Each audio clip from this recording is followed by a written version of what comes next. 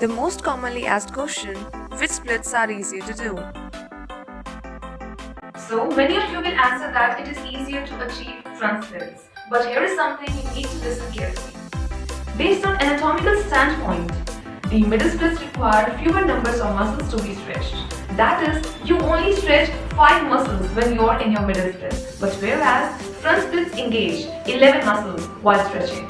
So anatomically, the middle or the side splits are easier to achieve when compared to the front splits. But practically, people report that the front splits are easier to achieve, and here is the reason why.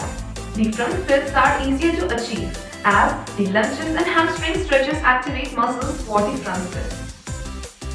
Also, you walk or run forward, not sidewards, and in the daily course, such type of activities tend to loosen up your hamstrings along with some other muscles, which make it easier to achieve front splits in a shorter course of time.